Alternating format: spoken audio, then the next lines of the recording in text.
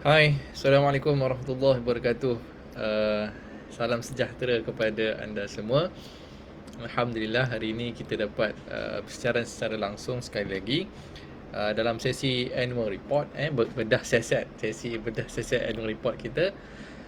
Dan untuk hari ini, okay, insya-Allah kita akan cuba untuk bedah siasat salah satu lagi syarikat yang didagangkan di Bursa Malaysia, okay, dan juga hari ini telah membuat kenaikan yang luar biasa, iaitu syarikat Jansen, okay, Jadson, kumpulan Jadson Berhad yang membuat kenaikan lebih 100% bagi satu hari trading day. um, dan kita akan cuba untuk melihat apakah perkara-perkara yang ada, yang menarik, okay, yang ada di dalam report bagi syarikat ini. Dan seperti biasa sebelum kita bermula, okay, so please comment, okay, ataupun like this video sekiranya boleh dengar suara saya dan juga boleh nampak skrin yang saya share. Okay, saya ada share dia punya annual report dekat skrin ni. Okay, so kalau nampak boleh komen. Okay, kalau suara boleh dengar ataupun tak boleh dengar boleh komen. Okay, agar kita sempat untuk perbetulkan masalah teknikal sebelum kita bermula. Okay. Dan juga, okay, so please click button share. Okay, click button share, senang je, just click button share dan share kepada rakan-rakan kita yang lain, supaya kita dapat meriahkan lagi sesi majlis ilmu kita, insyaAllah. Okay, so kita akan bermula sebentar saja lagi. Okay, so sementara itu boleh sediakan air, okay, sediakan buku catatan, sediakan pen untuk membuat nota, dan juga klik button share. Okay, so please klik button share, dan kita akan bermula sebentar saja lagi. Okay.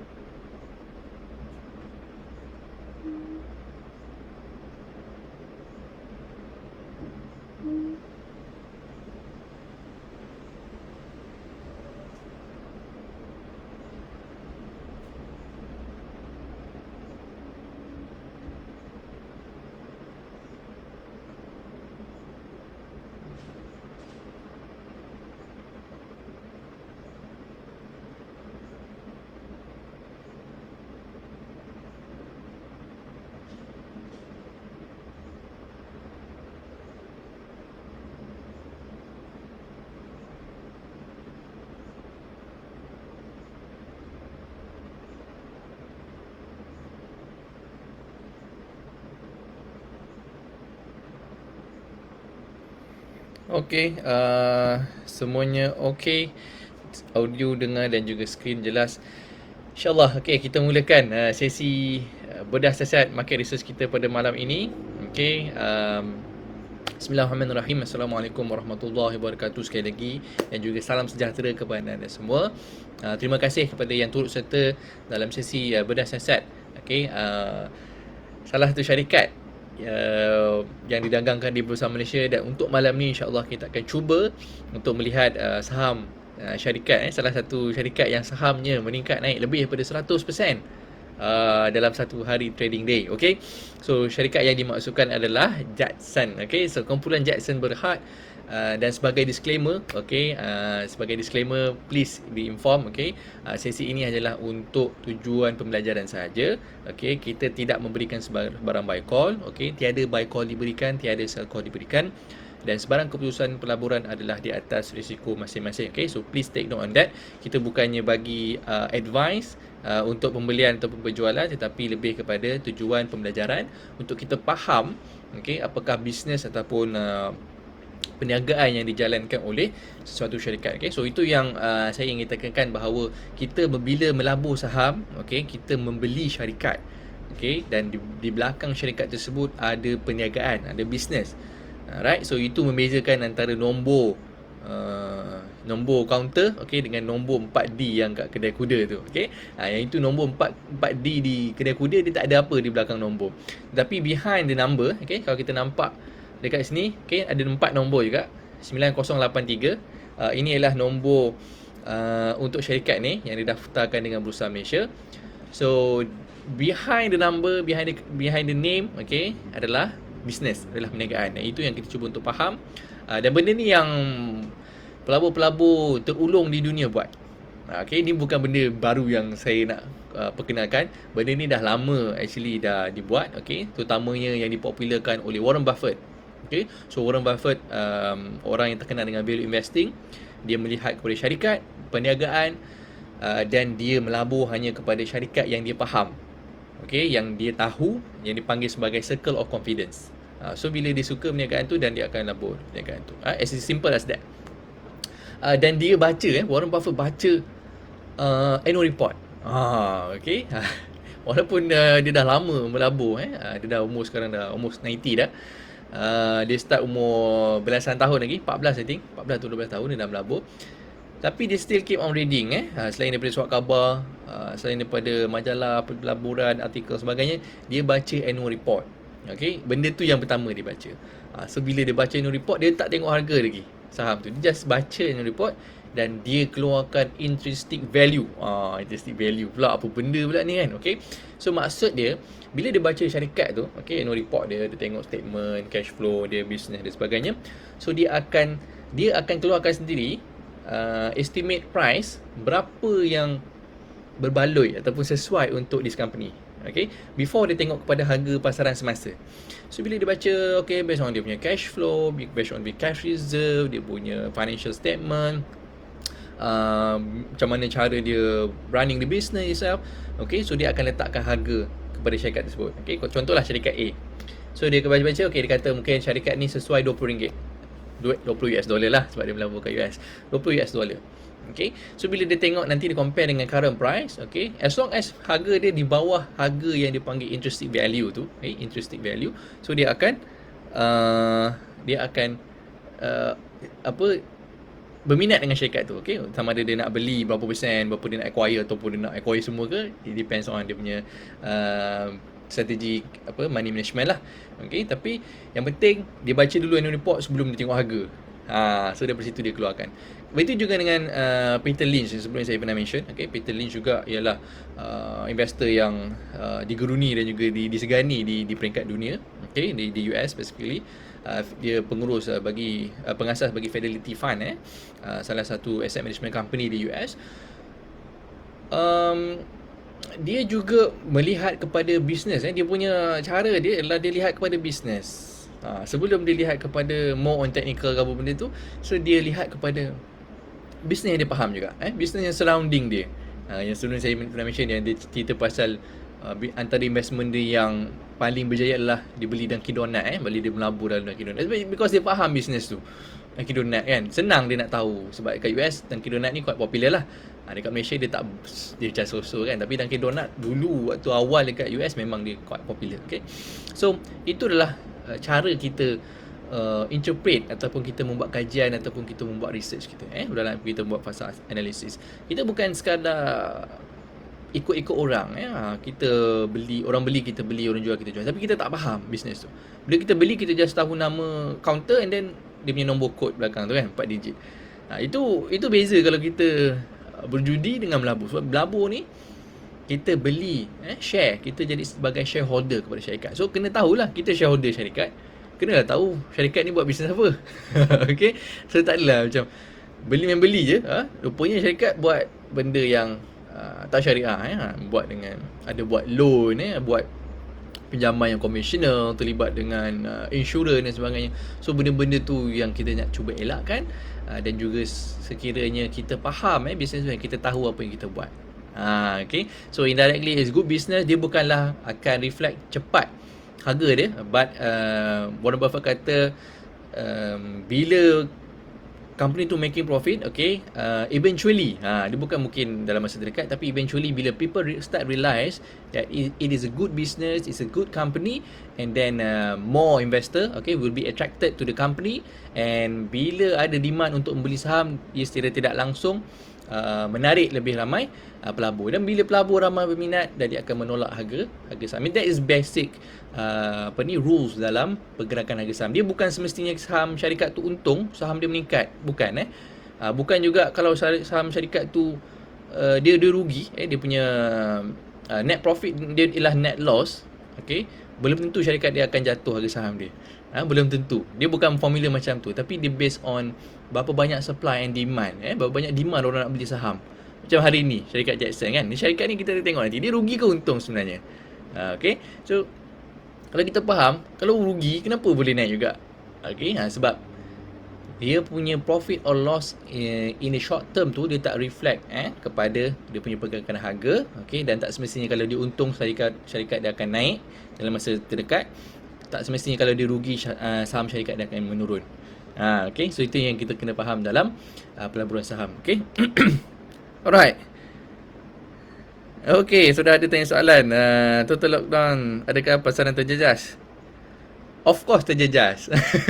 Okay, soalan Tuan Muhammad Lutfi. Of course terjejas. Tetapi terjejas daripada segi positif atau negatif. Okay, nanti mungkin saya akan ulas di hujung nanti. InsyaAllah. Kalau saya terlupa, please ingatkan. Sebab kita fokus dulu untuk this annual report terlebih dahulu. Okay, annual report ni adalah tahun, okay, tahun 2020, financial year tahun 2020. Anda boleh download di KLC Screener ataupun dia punya syarikat. Okay, so saya download kat sini, senang, KLC Screener. Tarikh ending period 31 Disember tahun 2020, dikeluarkan 20 April 2021. So last month, baru dikeluarkan last month untuk dia punya annual report. Okay, so mari kita lihat kat sini pun sebenarnya nampak dah net profit sebenarnya rugi, negatif 9. Dan sebenarnya berapa tahun dah rugi? 1, 2, 3, 4, 5 5 tahun berturut-turut straight. Kalau 10 tu strike kan, ini straight 5 tahun rugi. Rugi juta-juta, bukan sikit-sikit lah. Alright, so kita tengok nanti apa yang ada sebenarnya, macam mana pula harga saham boleh naik. Rugi 5 tahun berturut-turut, hari ni naik 100%. Okay. Alright, so inilah cover depan dia. Nampak macam manufacturing punya, macam kilang kilang yang buat manufacturing. Okay, so page 2 content, kemudian corporate profile, page 3. Company ni dah lama sebenarnya. The company was first incorporated in 1977, 1977. Saya pun belum lahir. And listed on the main market of Bursa Malaysia Securities in 1994. Okay, 1994 lagi dia dah hadir di dalam pasaran saham. Tengok sini. Di sini ada since 2002 lah. Okay, mungkin yalah, data sebelum tahun 2000 ni dia pelik-pelik sikit valuation masa tu harga mengarut sikit. Saham sebelum tahun millennium sebelum 2000 tu memang harga saham pelik-pelik mungkin yang ni yang dia simpan dekat KLC Screener hanya start 2002. Okay, tapi yang ni dia dah still listed since 1994. 1994 sampai sekarang dah 2021.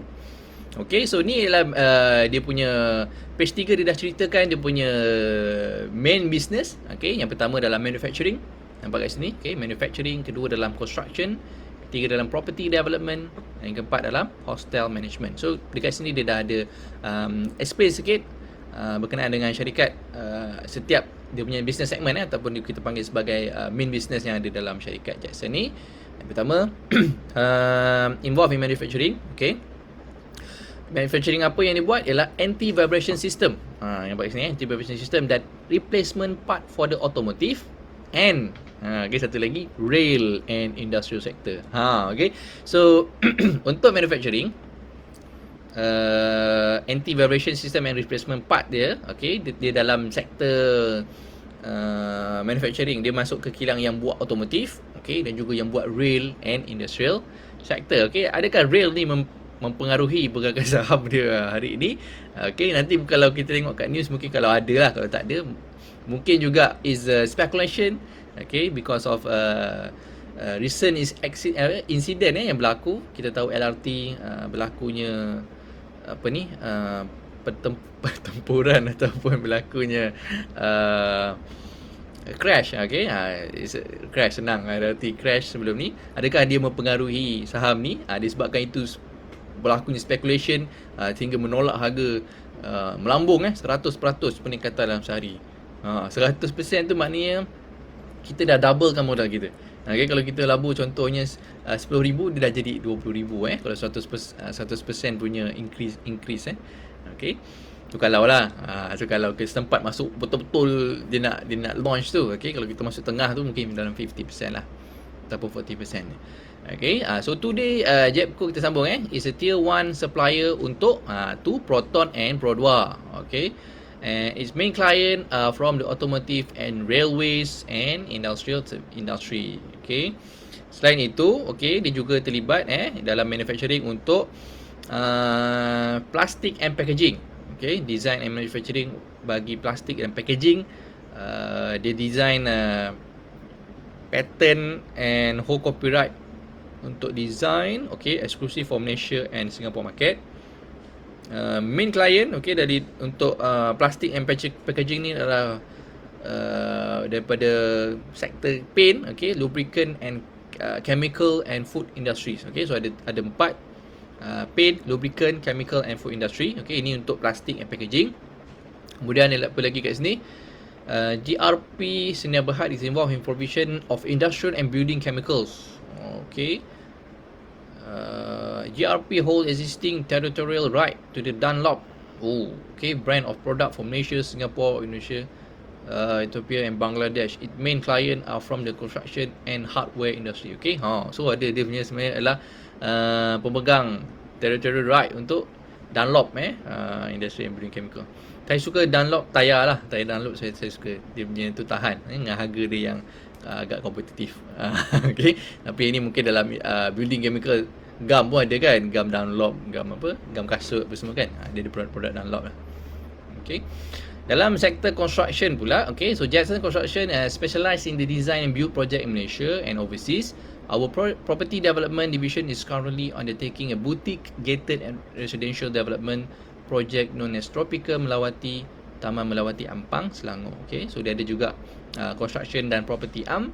Dan yang keempat, dia punya business segment adalah dalam hostel management, iaitu dia manage 14 blok student hostel di UPM, University Putra Malaysia, under a long term concession agreement. Okay, so dia menguruskan mungkin in term of facility management bagi 14 blok bangunan di UPM. Okay, ini adalah page 4 board of director dia. Okay, kita nampak kat sini simple banker, dekat mana registered address. Okay, registered office dekat Jalan Daman Lela, Pusat Bandar Damansara. Okay, so dekat KL.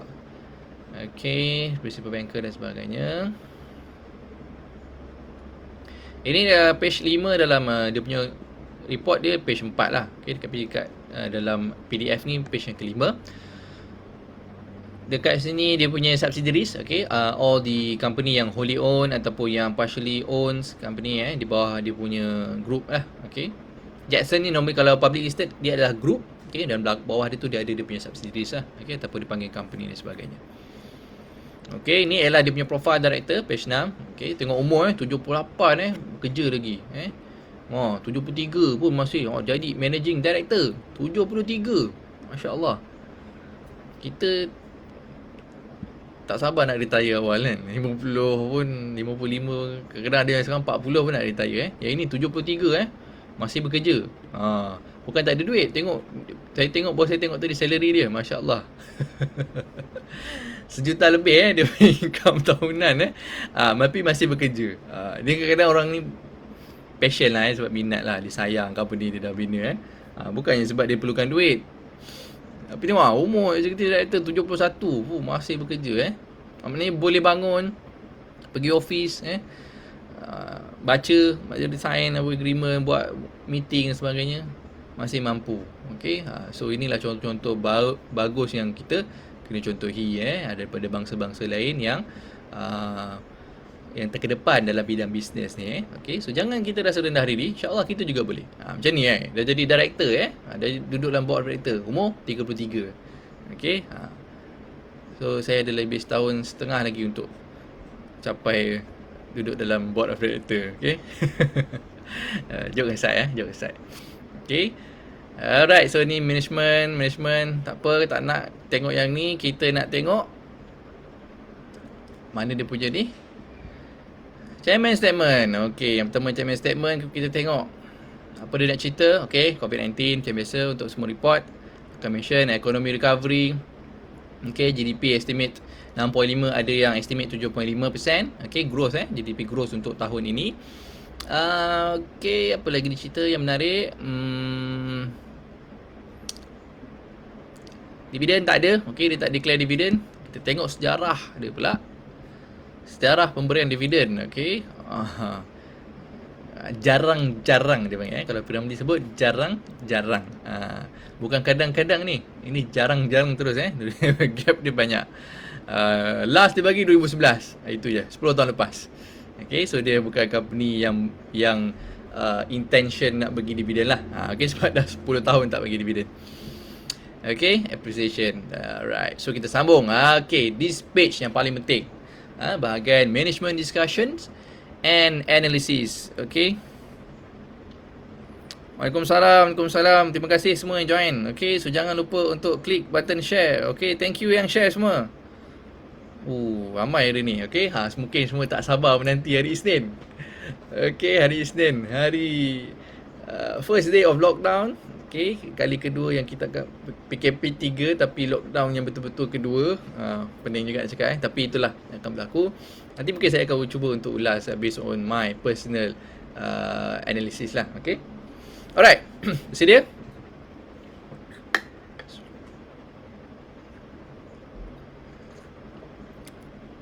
Please share siapa yang baru join. Jangan kerikut ilmu. Okay, kita kongsi ilmu sama-sama insyaAllah. Just klik button share je, senang. InsyaAllah lepas ni Allah buka lagi kita punya ilmu tu dia bagi. Ilmu ni semua daripada Allah bukan kita. Kita usaha macam mana, kalau dia tak nak bagi, dia tak bagi. Okay, tapi kalau kita kongsi, kita bagi, insyaAllah kita dapat balik. Lebih lagi kerana Allah bagi. So, jangan kedukut ilmu, bagi je. Alright, so tekan button share. Okay, so financial performance yang kita baca. Untuk revenue bagi tahun 2020 menurun. Okay, daripada 175 juta kepada 157 juta. Penurunan lebih kurang 10%. Okay, main reason kenapa revenue menurun bagi tahun 2020 adalah daripada construction and property division. Yang mana dia menurun daripada 34 juta tahun 2019 kepada 26.63 juta pada tahun 2020. Itu yang pertama. Revenue from construction and property division was generated primarily from the iSolar. Dia buat projek solar at KLCC project Kuala Lumpur, Asia Pacific University hostel, as well as our in-house luxury gated residential development dekat yang tadi tu Tropika Melawati tadi. Dalam manufacturing division, revenue pun menurun juga. Daripada 131 juta tahun 2019 menurun kepada 125 juta. Mainly due daripada manufacturing chemical and cementitious product. So dari tadi manufacturing ada banyak kan. Yang ni main dia yang menurun adalah daripada chemical ni So dia menurun. So the group recorded a higher loss after tax. And non-control interest iaitu 9.23 juta. Rugi 9.23 juta as compared to 6.02 juta pada tahun 2019. Negatif juga, negatif 6. Alright, so adakah dia paling teruk? Mari kita tengok. Adakah tahun 2020 merupakan tahun dia paling rugi paling banyak? Bukan. Dia pernah rugi lagi banyak pada tahun 2016. 24 juta dia rugi. 24.5 juta tahun 2016. Ini paling teruk so far dalam sejarah dia didagangkan. So Tahun lepas, tahun 2020 hanya 9 juta. Hanya tapi still rugi lah. Okay. Still rugi. 5 tahun straight rugi. Okay, so dekat sini kita tengok dia punya business segment and operation review. Okay, yang pertama untuk manufacturing, yang mana kita tahu dia punya banyak kategori daripada automotive, chemical product dan juga plastik tadi, plastik and packaging. Okay. Okay, apa dia cerita kat sini? Dia ada 3 kilang operated at Sungai Buloh, Port Klang. Sungai Buloh dan Port Klang ada 2 tempat tapi ada 3 kilang. Okay. Untuk financial year 2020, the division contributed 80.2%. Okay, so manufacturing adalah big chunk of the business. Okay, so dia punya main business datang daripada manufacturing. Revenue yang paling besar contributed daripada bidang manufacturing. Okay. Okay.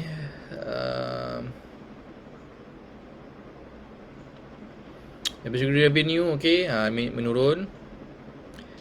Menurun 5.4%. Okay, taklah banyak sangat. Okay, tapi still menurun in term of revenue. Disebabkan lah MCO tahun lepas kan. Waktu tu MCO betul-betul lockdown tu. Waktu tu menurun. So menyebabkan banyak bisnes terpaksa berhenti sebentar.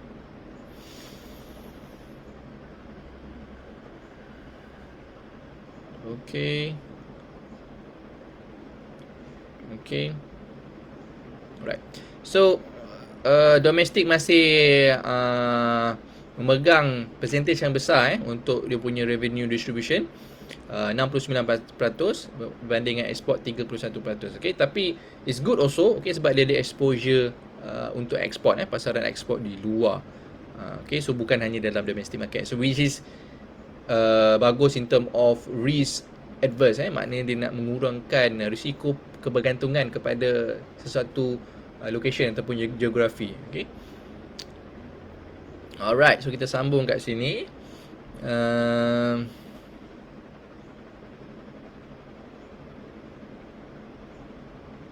Okay, yang menarik kat sini. Both major OEM customer iaitu Proton dan Pro2 contributed a higher 2020 revenue of 23.4 million and 17.2. So dia banyak dekat Proton lah. Proton 24.3, Pro2 17.2 juta. Okay. Due to the increase in demand for domestic vehicles in line with the response to the government sales tax exemption, Jepco key strategy is to increase local rubber component content in the domestic OEM future models shall continue. We managed to secure more new projects that will be commercialized in 2021, which will contribute to a higher budgeted domestic revenue. Okay, so siapakah klien yang baru ataupun projek yang baru? Nanti kita tengok kalau ada mention ataupun dia tak ada mention. Tapi maknanya daripada segi OEM customer, yang pertama Proton adalah main dapat besar lah kat sini 23 juta, dan daripada Pro2 17.2, meningkat disebabkan permintaan untuk kereta tempatan bagi sales tahun 2020 meningkat juga. Salah satu faktor of course tax exemption, dan mungkin juga orang downgrade kereta. Dan mungkin daripada luxury car dia orang downgrade kepada more affordable car. Kita tak kata murah, kita kata affordable car, atau juga mungkin disebabkan dia nak mengurangkan dia punya orang punya cash flow, sebab bayar kereta konti memang mahal lah kan. So mungkin ada yang downgrade because business tak berapa bagus dan sebagainya. So secara tak langsung dia telah antara perkara yang menyumbang kepada peningkatan penjualan kereta tempatan juga. Alright. Okay. Alright. Okay, Proton 47%, dia punya sales distribution. Pro2 35%. Ada 17 non-national OEM. Okay, ni overseas 1%. Okay. Right.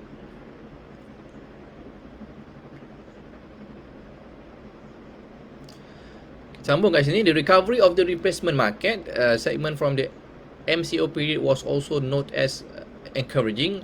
Although we managed to increase our book order in the second half of 2020, we were affected by the short supply of part and raw material due to the logistic issues. As the global logistics situation progressively stabilize, we will continue our strategy to increase product varieties and improve distribution network with strategic partners. Okay, so itu untuk replacement part.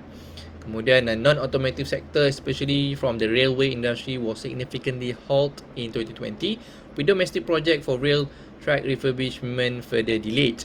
Nevertheless, Jepco will continue to develop and tender for new project with a higher value products. Okay, ini sebelum yang mungkin sebelum waktu diumumkan projek MRT kembali disambung MRT pun dah sambung, LRT pun ongoing LRT 3, MRT 3 MRT 2 atau MRT 3. Right, so, tambung lagi dekat sini, revenue from export market 22.4 juta.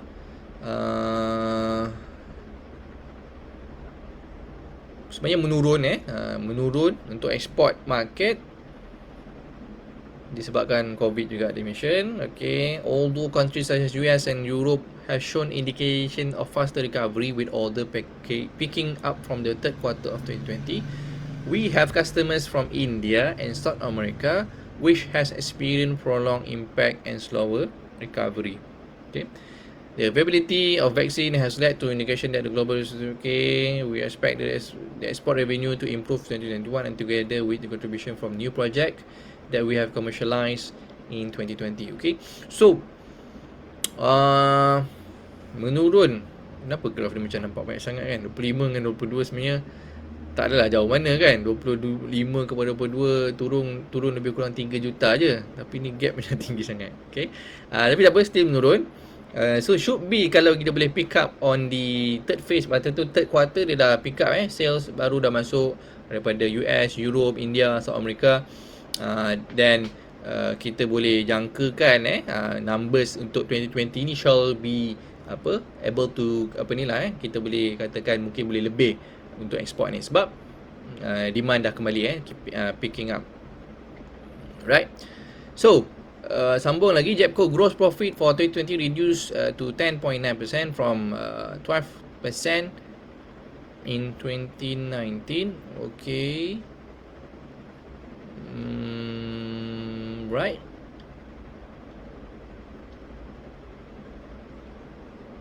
Oh, surprising. Okay, we managed to reduce the material consumption cost to 53%. Wow. Okay. Oh.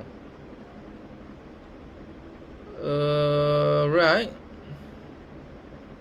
The wage subsidy from government have also assisted us as well. Okay, so banyak juga dia menurunkan consumption cost tu 53%. Okay.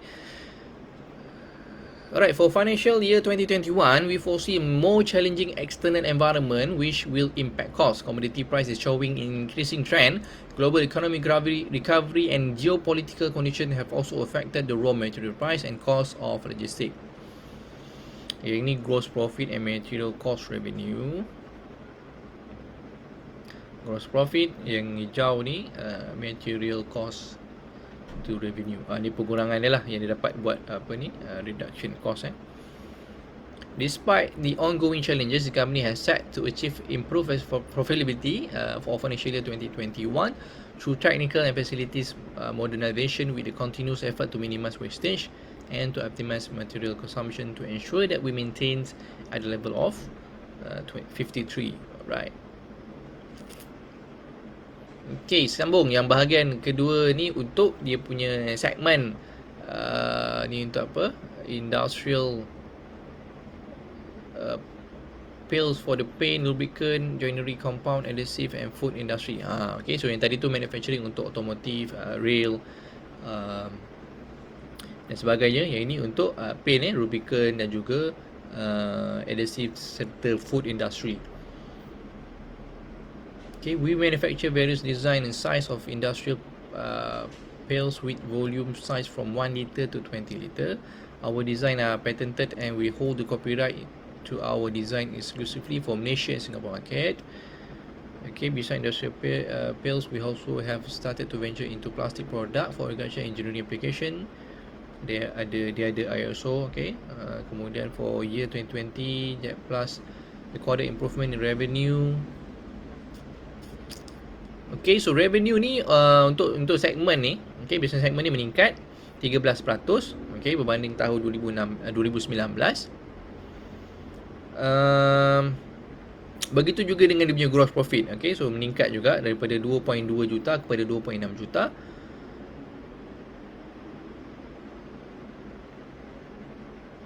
Okay, dan juga profit after tax, okay, juga meningkat daripada 0.2 juta kepada 0.5 juta. Okay, so profit before tax bagi segmen, okay, business segment yang ni buat paint, lubricant and adhesive ni meningkat. So yang ni before tax dia untung lah, tapi tak banyak lah, lebih kurang 10%, lebih daripada 10% lah. Sebelum ni lebih kurang 10%. So tahun ni dia untung 500,000, okay, 500,000 untuk tahun 2020. Okay, so ini dia punya breakdown untuk sales. Okay, so banyaknya untuk pembekal ataupun pengeluar paint lah, yang besar ni 60%, followed by yang ni chemical, okay, dan juga oil dulu, chemical, dan food serta agriculture. Agriculture paling kecil, 1% je. Okay, ni sambungan dia, right. Yang ni tak banyak, dia punya ni pun bukan main lah, dia punya business datang daripada segmen ni. Yang of course yang paling besar tadi datang daripada manufacturing. Right.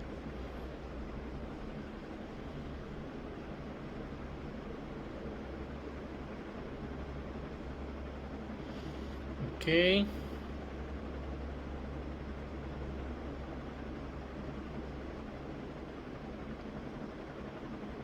Okay, kat sini kita nampak dia mention the revenue growth came from the lubricant segment and the food packaging segment which provided better margins. Okay, so lubricant dan juga food packaging ni dia punya margin, profit tu lebih besar, dia mention kat sini. Okay, dan juga Jet Plus grew the revenue from the lubricant segment to 4.1 million from 3.0 million on the previous year. Okay, and food packaging segment to 1.5 million from 1.1 million in 2019. Okay, so yang ni meningkat bagi lubricant and food packaging segment. Alright.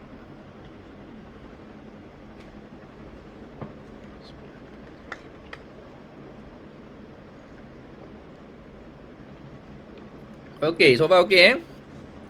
So kepada yang baru join, okay, selamat datang. Hari ni kita sedang membuat sesi bedah siasat bagi annual report syarikat Jetson.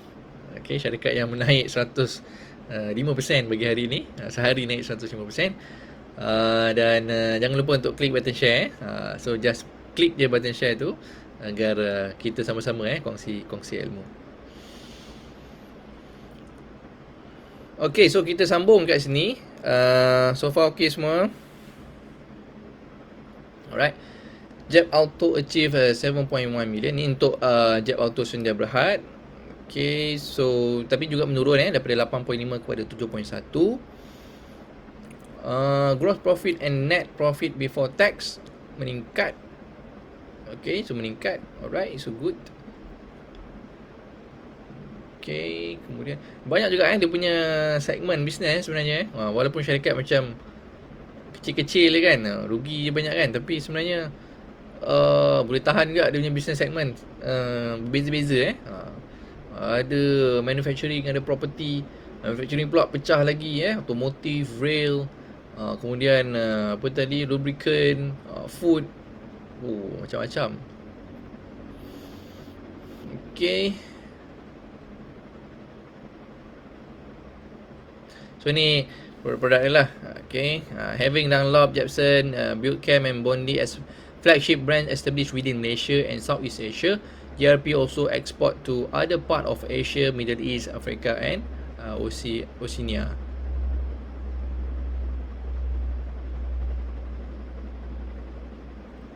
Right. Banyak brand ni yang dia carry.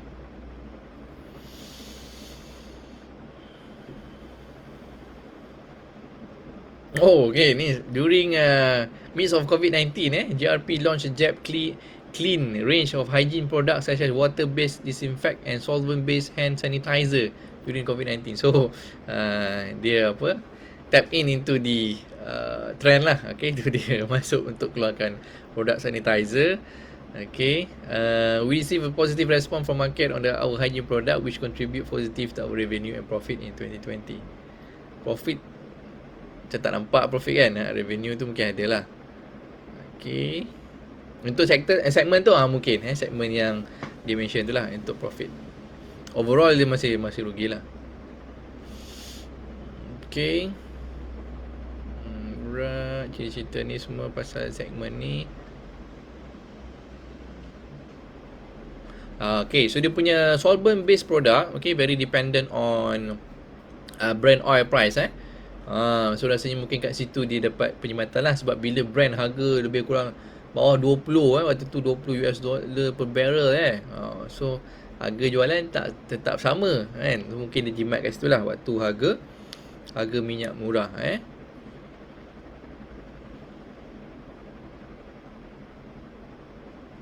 Okay, so dia better gross margin profit margin due to brand oil waktu brand oil jatuh.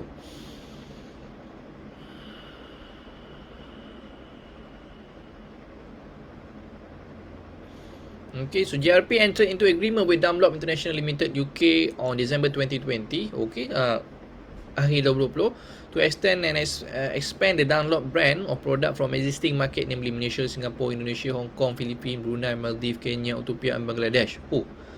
Banyak betul. With the newly acquired territorial right from Dunlop International Limited, GRP will continue to aggressively expand and strengthen our share of export market and improve our growth in export sales. So dia ada perancangan untuk membesarkan lagi dia punya penjualan ataupun perniagaan untuk pasaran ekspor. Good things, okay, dalam business of course kita mention sebelum ni, kalau ada growth it's a good things, dan juga kalau kita boleh diversify kepada luar negara, that would be better, especially kepada negara-negara yang lebih currency yang lebih tinggi daripada Malaysia. Macam Singapore kita jual kita punya cost dalam ringgit, kita jual dalam Sing dollar lebih 3 kali ganda. Conversion dia 3 ringgit lebih lah untuk $1 ke dah almost RM4.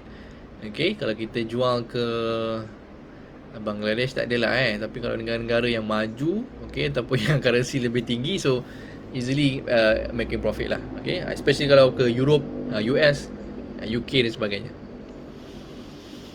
Okay, sambung lagi. On the domestic front, GRP will focus on maintenance product for construction industry, hardware and retailers.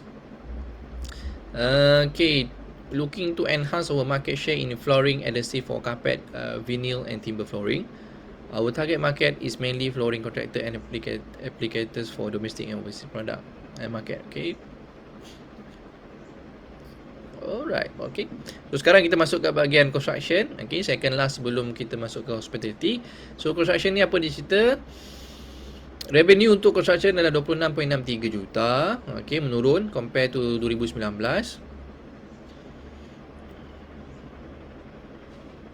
Okay, so mainly daripada Aisola projek Aisola tu membawa revenue yang besar lah. Okay.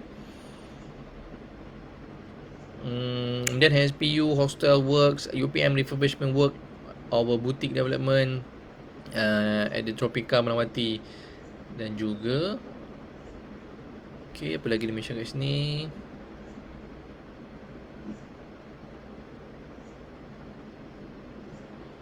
Okay, for financial year 2021, okay, so ni apa dia punya projection.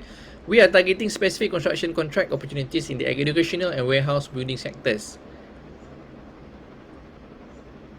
Okay, educational and warehouse. Warehouse is a good thing, okay. Of course, warehouse kita pernah mention sebelum ni, bila kita melihat kepada perkembangan e-commerce, okay, antara benda yang menjadi a problem ataupun opportunities yang ada adalah dari segi warehouse yang tak cukup, terutama logistik dan juga storage. So of course warehouse kita melihat salah satu peluang, okay, dalam sektor REITs ataupun dalam sektor construction ataupun dari segi services yang buat sewaan gudang dan sebagainya. Cuma educational saya tak pasti macam mana sebab orang tak masuk college pun, tak masuk hostel pun kan, semua bersekolah ataupun universiti dari rumah je. Okay, so educational, I'm not very, I don't know, sebab saya tak nampak lah bidang tu menjadi demand ataupun keperluan pada ketika ini, especially untuk tahun 2021. Saya mungkin salah lah, ini personal opinion, tapi mungkin dia orang ada lebih details lah maklumat kerana that particular sector. Okay. Okay, dan juga untuk riding on our strength as a design build contractor. Okay, so dia design build, dia bukan, dia buat jugalah design and build, maksudnya daripada A sampai Z. Dia panggil turnkey lah, turnkey project. So daripada A sampai Z, daripada design proses, approval proses, submission, construction, handing over, semuanya dia buat. Alright. Okay, property division, luxury residential development, 6 unit. Oh, okay, tak adalah banyak. Tapi semi-D dan juga banglo. Okay.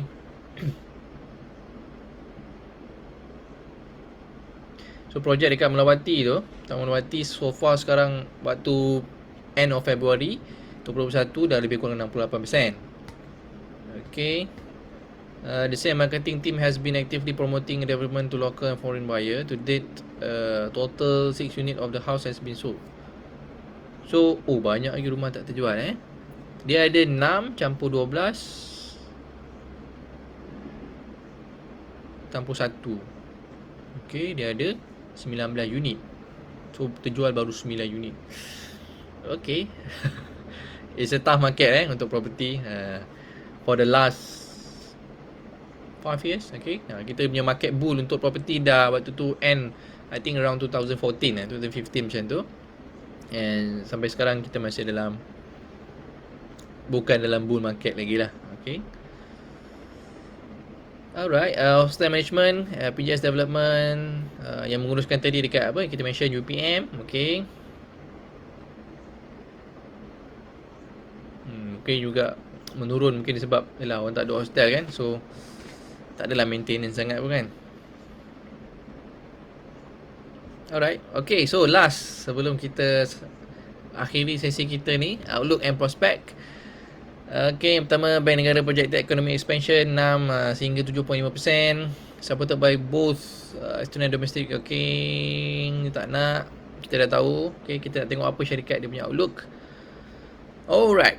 Ahead of uncertainty market condition, the company will continue to take necessary measure to conserve cash, okay, and continue to explore ways to reduce costs to minimize or mitigate the adverse impact of COVID-19 pandemic. Okay, so dia nak conserve cash. Okay, so dekat bahagian summary tak ada.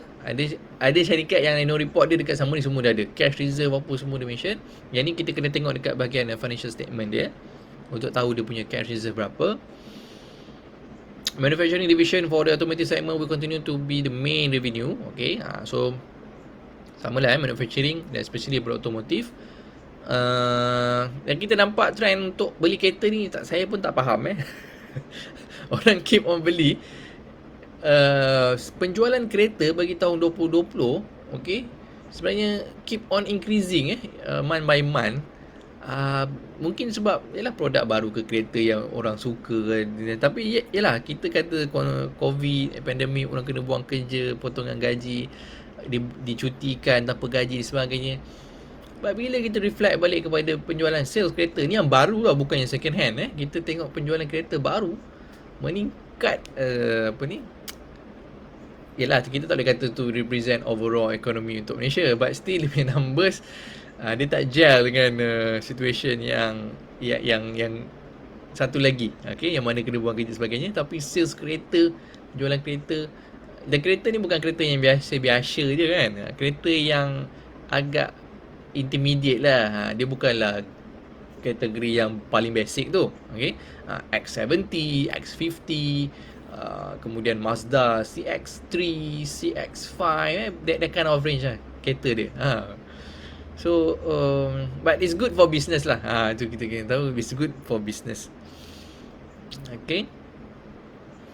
Alright, dan juga during financial year 2020, the NT valuation segment which is applying to automotive industry will continue to be the main revenue contributor for the manufacturing division. Okay, for the local market, we're currently involved in development of the NT valuation parts for the new car model from Pro2. Okay, so Pro2 ada kereta baru bukan kereta baru lah, kereta saya yang baca hari tu kereta yang kereta lama yang di facelift kan lah. Kereta Perodua tu ada yang satu tu. Okay, the anti-vibration part for the new car model from Proton. Okay, new car model untuk Proton. Adakah X50? Tapi X50 assemble kat China. Mungkin untuk yang assembly kat Malaysia lah kot. Okay, sebab so far saya rasa X70, X50 di assemble dekat kat luar, kat China lagi. Okay, and the localized of anti-vibration part for existing Proton models. Okay. As for the chemical segment, the adhesive, sealant and cementitious product business will continue to be the main source of revenue of the chemical division, where growth is expected to come from exports such as the Southeast Asia, Pacific Island, Middle East and Africa countries. In financial year 2020, the chemical division successfully secured 4 new sales territories, namely Bangladesh, Maldives, Ethiopia and Kenya, as the sole and sales agent in distributor for the Dunlop brand. Okay, tadi kita dah baca. The construction and property division will exercise prudence in the selection of project to participate in or tender for, with emphasis on our strengths as a design and build and the construction of infrastructure. Okay, so dia ada juga arms untuk infrastructure. Infra dengan building lain. Building ni macam bangunan, hotel, apartment, rumah sebagainya. Infra ni mau macam roadworks, water supply, sewerage, STP, water reservoir dan sebagainya. Itu dipanggil sebagai infrastructure dalam bidang construction ni. Alright. At the same time, this division will continue to concentrate to complete the existing project in hand. Okay, it's good lah bila nak fokus on as a contractor. Sebab kalau property will be a very difficult time untuk selling new projects. Tapi kalau contractor, macam mana pun dapat payment lah, dia complete, dia dapat payment, dia complete dapat payment, dia tak bergantung kepada sales. Dia tak ada kena buat keluar jual sales. So dia as long as completed, masih dia dapat bayaran lah, dia punya payment. Alright, so I think that's all from me untuk this this session. Okay, kita dah go through tadi berkenaan dengan company Jackson. Company yang interesting. Okay, interesting to read dia punya report. Okay, very interesting. Saya pun tak pernah tahu syarikat ni. Okay, sebelum ni pun tak adalah nak go details kan. Syarikat ni dia dah lah tak ada pun keluar dalam radar ke apa kan. Okay. Tapi hari ni baru keluar dalam radar. Okay, so memang sebatang lemang dia bagi hari ni. Dan pukul 5 tadi memang limit lah. Okay, limit up lah. Limit up. Kita tengok aja sama ada Isnin apa jadi kat syarikat ni. Okay, sama ada dia boleh maintain limit up lagi ataupun limit down. Okay, ataupun stagnan. Kita nantikan macam mana hari Isnin. Okay, so kalau let's say Isnin dia limit up sekali lagi, hari Selasa dia akan kena suspend. Okay, kena tunggu, kena cool down. So kalau dibuka balik pun hari Rabu. Okay, jadi kalau requirement bursa 2 kali limit up, 2 hari limit up continuous, tu kena break, dia holdkan market syarikat tu sebentar, and the following day dia biarkan lagi. Tapi kalau 2 hari lepas tu sama limit up lagi, and then the following day after the 2 days tu dia kena suspend lagi lah. Okay, dia diberhentikan dagangan dia sementara. Alright, so itu saja. Okay, berkenaan dengan syarikat Jackson. Okay, 100% adakah ada trend will continue? Okay. For Bursa Malaysia, mungkin itu ada yang persoalan tadi sama ada nak tahu macam mana sentimen ataupun apa yang mungkin berlaku dalam pasaran Bursa Malaysia hari minggu depan apabila sebentar tadi PM mengumumkan lockdown, total lockdown bagi kebanyakan sektor. Okay, kecuali lah dia punya essential sector yang saya pun tak tahu lagi yang mana satu. Tapi saya rasakan Bursa Malaysia masih dalam essential sector. Okay, so Bursa Malaysia masih dibenarkan beroperasi. Saya rasa dia memang tak boleh tutup bursa ni. Okay, sebab one of the indicator of the economy bagi sebuah negara adalah pasaran saham. Capital market adalah salah satu dia punya nadi dia. Okay, nadi kepada negara. So of course dia very essential. Okay, dan cukup kot takat tu saya ulang. Okay ke? Ke nak detail lagi?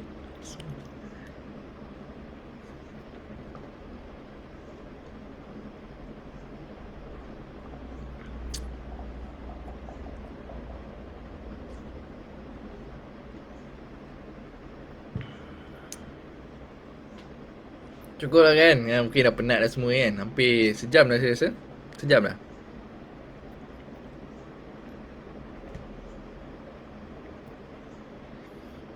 Alright, so mungkin tambahan kepada yang setia sehingga hujung. Okay, kita tengok chart untuk Bursa Malaysia. This is overall chart, overall chart since dia punya data at least as 1982. Okay, so kita nampak memang Bursa Malaysia bermula daripada bawah, okay, dan kini dah naik dah, okay, tinggi. Kita pernah jatuh beberapa kali during 87 dulu, okay, during The Black Monday 1987. Kemudian kita pernah jatuh terduduk pada tahun 1997 during Asia Financial Crisis. Kita pernah lalui juga .com bubble, okay, walaupun kita tak adalah .com sangat, tapi still bila US jatuh, semua market di dunia akan jatuh pada tahun 2000, okay, baru kita nak recover. 98 baru nak recover. 2000 sekali lagi jatuh. Kita pernah juga jatuh pada tahun 2008. Bukan sebab kita juga, this is during subprime crisis dekat US. Kita punya property market okay waktu tu, tak ada masalah. Tak ada subprime issue pun. Still kita jatuh, okay, this is why kita jatuh. Kita juga pernah jatuh pada tahun bila 2000, lepas 2008, okay, trade war terjejah sikit trade war, okay, dan juga kita jatuh selepas election kita 2018. Okay, kita turun sehinggalah pada COVID pula lagi turun. This is two times punya issue, election, pertukaran government, dan kita turun lagi during COVID. Dan tapi sebenarnya kalau kita lihat during the last 1 year, okay, ini adalah 1 year punya chart, right, kita jatuh paling bawah kat sini, lebih kurang lowest kita touch 1207 pada 20 Mac 2020. Okay, but after that rebounds, okay, ekonomi apabila kerajaan mengumumkan bantuan dana-dana dan sebagainya, moratorium, so kita pick up dengan cukup pantas dalam masa beberapa bulan. Okay, sebahagian kita pun dah ready. Ada yang ramai daripada alumni saya yang alhamdulillah this period was the best year lah. Start melabur dah untung. Saya melabur first counter pun rugi. Okay, waktu ni campak lah counter apa, tutup mata pun boleh untung. This was the, I think, one of the best year lah untuk tahun saya pernah melabur saham. Okay, tapi dia tak kekal lama. Dia berakhir sekitar bulan Julai. Okay, so ada lebih kurang 4 bulan kat situ. March, April, May, Jun. Okay, pertengahan lah, ujung March sampailah kepada awal Julai tu. Okay, kemudian berlakunya sideways temporary dan juga penurunan sehinggalah bulan awal bulan November, okay, where it start to pick up sehingga bulan Disember. Sehingga bulan Disember lebih kurang sebulan setengah dia pick up balik, okay, dan sekarang dia sedang turun dan sedang sideways. Okay, so sebenarnya kalau kita lihat, okay, pasaran saham mana-mana pun dia ada period dia. Dia nak consolidate, dia nak accumulate, dia nak distribute, dia nak buat sideways sebagainya. So memang dia ada fasa dia. Dia takkan sentiasa naik je. Pasaran saham dia tak boleh macam tu. Dia tak ada yang graph dia pop directly meningkat macam tu je. Dia tak ada direct proportional macam tu kan. Dia masih ada naik, dia masih ada turun. Dia masih ada sideways, dia masih ada downtrend dia. Okay, itulah pasaran yang sihat sebenarnya. Kita kalau naik je, it's not normal, dan juga dia tak reflect kepada the true value. Okay, so price dia tak represent the true value. Price is based on demand, based on psikologi manusia.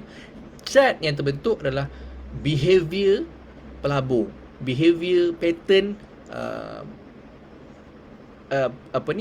pelabur-pelabur yang turut serta dalam perbuatan saham. Okay, ini terbentuk because of the psychological, behavioral, dan juga because of beberapa faktor yang lain. Okay, indikator dan sebagainya itulah dia sebenarnya. Dia bukanlah penentu bagi masa depan, tapi itulah menunjukkan, chart ni sebenarnya menunjukkan macam mana pelabur ketika itu. Adakah dia macam greed, adakah dia fear, okey, adakah dia senang fasa, ragu-ragu dan sebagainya, okey. So itulah sebenarnya terbentuk chart ni, dan kita kena faham chart tu dia bukanlah everything, okey, tapi dia ialah menunjukkan sikap para pelabur tersebut, okey. So kita dah melalui satu tempoh yang agak lama, okey, iaitu lebih kurang 5 bulan. Okey, cukup hari ni 28, habis bulan ni hari Ahad, Isnin kita dah first Jun. Okey. Oh sorry, 31 hari Selasa lah So satu tempoh yang lama, 5 bulan berlakunya consolidate. Okey, consolidation yang bagi saya cukup lama jugalah. Okey. So elok juga, okey. Sekiranya kemarau panjang ni diakhiri. Okay, so this is during the consolidate period tu. Okay, quite lama, dah lama. Alamak, dia tak berhenti pula. Kita ambil kat sini lah. Okay. Sideways yang cukup memeritkan, okay, sebenarnya memeritkan bagi para pelabur, trader taklah pelabur swing ataupun long term investor melihat portfolio yang berdarah. KCI dia tak berapa jatuh sangat. Sebab kalau tengok memang nampak jatuh banyak, tapi bila kita tengok chart balik sebenarnya tak adalah jatuh banyak mana. It's still in a healthy punya condition. Okay, masih bergerak dalam dia punya pattern sideways. Tapi mungkin in term of small cap, medium cap, okay, itu yang berlakunya penurunan yang cukup drastic lah ataupun yang cukup sakit juga. Okay, but after all itulah pasaran saham. Okay, dia takkan naik saja, okay, dan juga dia takkan turun saja. Dia akan ada time dia untuk dia mengubah arah dia, mengubah perjalanan dia, okay, dan juga dia membuat benda-benda yang baru di dalam carta ni. Okay, so looking forward untuk this total lockdown. Okay, ada beberapa faktor yang mungkin saya rasa boleh membantu, okay, anda dalam membuat penilaian ataupun anda membuat anda punya analisa, understanding. Okay, ni saya mungkin betul, saya mungkin salah. This is just my estimation. Yang pertama, kalau kita lihat, okay, sekarang ni kasino ditutup, pusat-pusat perjudian ditutup. Okay, sebagai orang Islam kita rasa itu bagus. Okay, dan sebagai pelabur, bagi saya dia juga adalah bagus. Okay, sebab orang yang suka gambling ni, okay, memang dia punya tabiat dia suka gamble. Okay, sebab tu pusat-pusat perjudian di serata dunia boleh survive. Walaupun dia tahu dia akan masuk, dia akan probability dia untuk untung tu sangat rendah, tapi dia still keep coming. Saya tak tahu duit dia macam mana ataupun datang dari mana, tapi ada yang jenis tiap-tiap minggu, tiap-tiap 2 minggu, ada yang tiap-tiap bulan akan pergi ke satu tempat dan spend a lot of money just untuk spend dekat gambling saja. Okay, ada orang yang macam ni. So bila pusat-pusat ni tutup, tempat ni dia tak keruan lah. Duit tu ada, tapi dia tak tahu nak bawa pergi mana. Okay, dan itu yang kita lihat yang berlaku apabila lockdown yang pertama dulu. Ada external factor selain daripada institutional investor, retail investor, foreign investor. Ada satu lagi yang geng-geng ni tadi ni, okay, kawan-kawan ni tadi ni masuk ataupun turut serta bersama dalam pasaran saham. Okay, dia tak ada tempat lain. So salah satu tempat yang ada adalah di pelaburan saham. Okay, terpulang pada anda macam mana nak interpret sama ada itu benda bagus ataupun tidak bagus. Tapi dalam pasaran saham benda tu berlaku. Okay, benda tu berlaku. Dan juga bila kita lihat lockdown, orang tak boleh banyak pergi kerja, hanya duduk rumah. Saya mungkin merasakan, saya jangkaan saya adalah retail investor akan kembali aktif. So mungkin yang selama ni 5 bulan ni tengah menyepi, okay, mungkin akan buat cut loss untuk sediakan balik cash, okay, untuk masuk balik in the rally dan sebagainya. Mungkin berlaku, okay, siapa yang habis invested lah. Tapi yang investor yang smart tu dia bukan invest semua. Dia ada masih cash reserve. Begitu juga pelabur-pelabur yang di bawah saya di private mandates. Kita punya investor ada lagi cash, ada 30%, ada 40%, ada even 50% lagi cash reserve yang belum guna, yang kita boleh guna sebagai bullets, okay, untuk kita invest di Bursa Malaysia. Okay, so itu senario yang saya rasa mungkin berlaku. Okay, dan juga of course sentimen bila orang kata, oh semua orang nak masuk balik saham, kawan-kawan kita pun of course lah kan akan masuk balik lah ke saham, dia pun nak join sekali. So mungkin kita boleh jangkakan efek yang sama mungkin. Okay, ditambah lagi sekiranya, okay, yang pertama dengar betul-betul, sekiranya ada moratorium diumumkan, bantuan-bantuan kerajaan, okay, in term of suntikan tunai, dan juga any term in term of cash ataupun any kind of stimulus package. Okay, benda tu of course terlihat langsung akan merangsang, because bila moratorium, sebagai contoh kita ambil basic calculation. Okay, bila moratorium kita tak payah bayar installment bank. Contohnya kereta kita 500 sebulan. Okay, rumah kita 1000 sebulan bayar untuk installment rumah. Okay, sudah 1500 untuk seorang. So darab dengan berapa juta orang kat Malaysia yang yang bayar installment setiap bulan tu. Okay, so this money dia orang tak bayar, orang akan spend sebenarnya, sama ada untuk business, sama ada untuk pembelian dan sebagainya. Jaranglah orang yang betul-betul peka bab financial bab financial untuk jaga cash flow, simpan sebagainya. Orang akan spend lah, itu yang berlaku kita nampak.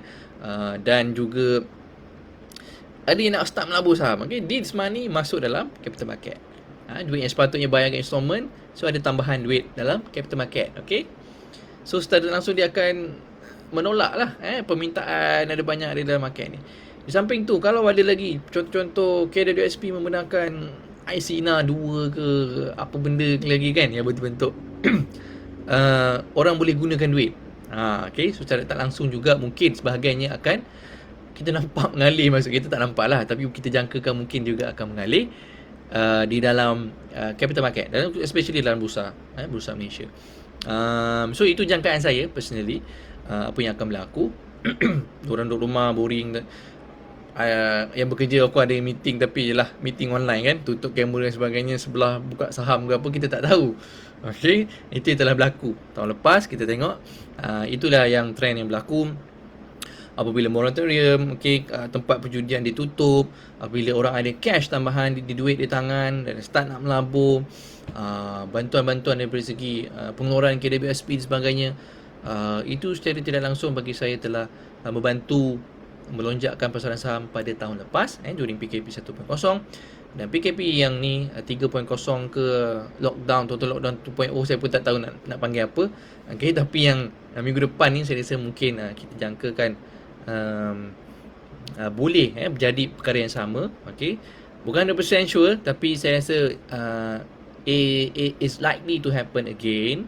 Okay, cuma mungkin awal-awal ni ada pihak yang cautious, okay, dan juga mungkin yang akan buat selling dulu untuk dapatkan cash balik, modal cut loss dan sebagainya untuk masuk balik dan sebagainya. So it's a mix of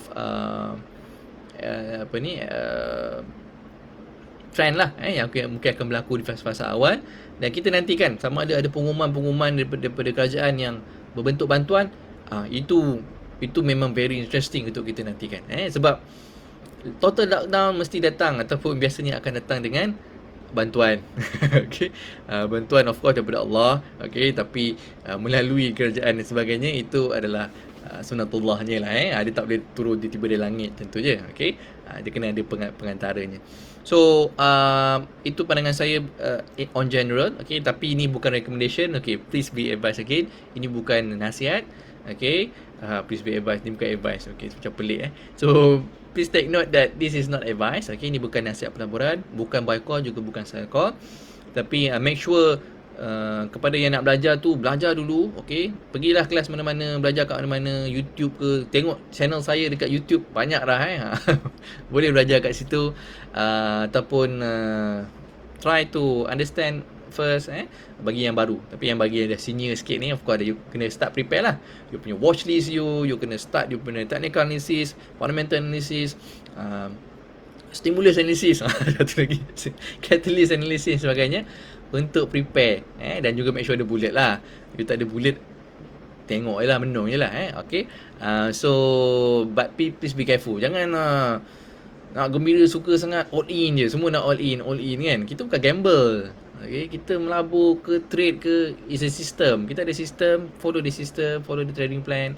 InsyaAllah saya doakan yang malam ni bersama kita, okay, dan juga yang dah share tu, saya doakan semoga meraih profit, okay, during the next following weeks insyaAllah, dan juga anda berjaya dalam pasaran saham ni di tahun-tahun yang akan mendatang. Okay, so untuk investment, kita bukan nak hari ni, bukan nak esok. Kita nak grow kita punya wealth, kita punya asset, kita punya net worth.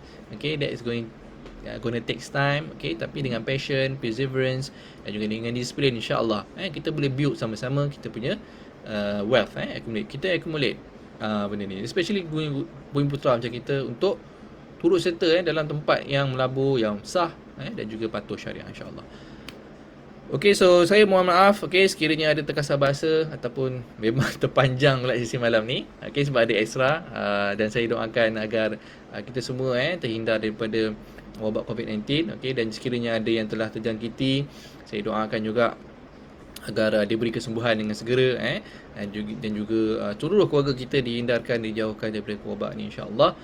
Sehingga kita berjumpa lagi, okay, jangan lupa pengeras dia, klik button share, jangan kedekut ilmu, klik je button share tu, senang je, insyaAllah. Kita kongsi ilmu, Allah bagi lagi, insyaAllah. Okay, sehingga kita jumpa lagi di masa akan datang. Saya akhiri dengan Assalamualaikum warahmatullahi wabarakatuh.